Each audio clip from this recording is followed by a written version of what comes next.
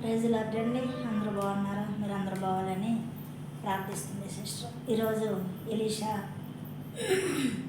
ఏలియా గారి గురించి వాక్యము మరి చెప్పబడుతుంది. మరి ఎలీషా ఒక రైతు. మరి 11 అరకలతో దున్నుతున్నప్పుడు మరి ఆయన 12వ అరకలో దేవుడు మరి ఆయన పిలుస్తాడు. మరి ఏలియా మరి అభిషేకాన్ని పొందుకున్నాడు. ఏలియా మరి ఆహారమైనప్పుడు ఆ దుప్పటిని ఎలీషాకు అనుగ్రహించినప్పుడు పరిశుద్ధాత్మ శక్తిని పొందుకున్న ఎలీషా తన అరకలను దున్నతో వదిలిపెట్టి దేవుని యొక్క మాట వినేటకు సిద్ధపడినప్పుడు ఎలీషాను దేవుడు ఏర్పరచుకున్నాను. ఎలీషా ఒక ప్రవక్త. ఏలియా మరి తర్వాత ఎలీషాను దేవుడు ఏర్పరచుకున్నాడు. అదే రీతిగా మోషే తర్వాత యెహోషువను ఏర్పరచుకున్నాడు.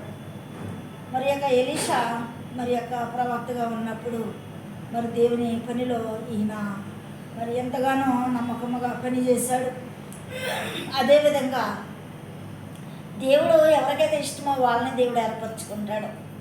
ఈ రైతు మరి ఎలీషాగా రైతు దేవుడు ఏర్పరచుకున్నాడు. అదే రీతిగా గొర్రెలను కాసుకున్న దావీదు మహారాజును కూడా దేవుడు ఏర్పరచుకున్నాడు.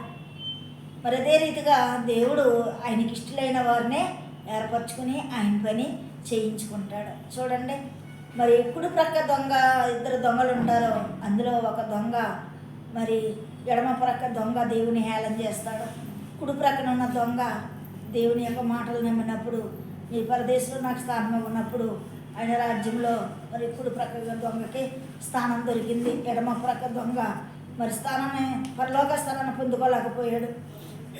అలాగే దేవుడు ఏర్పరచుకున్న వారిని ఆయన రాజ్యంలోని మరి స్థిరపరుచుటకు మరి ఏర్పరచుకుంటాడు. మరి ఇదే రీతిగా ఎబ్రీ స్త్రీలు చూడండి, ఎంతో సురికైన వారు.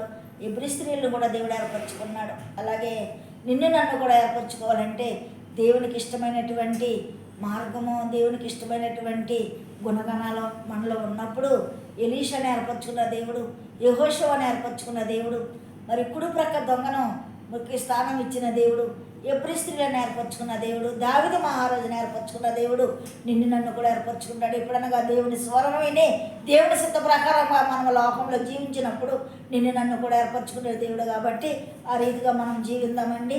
ఈ వాక్యం దేవుడు దీవించుగాక. ఆమేన్. లైక్ చేయండి, సబ్స్క్రైబ్ చేయండి. మీకు అందరికీ వందనాలు.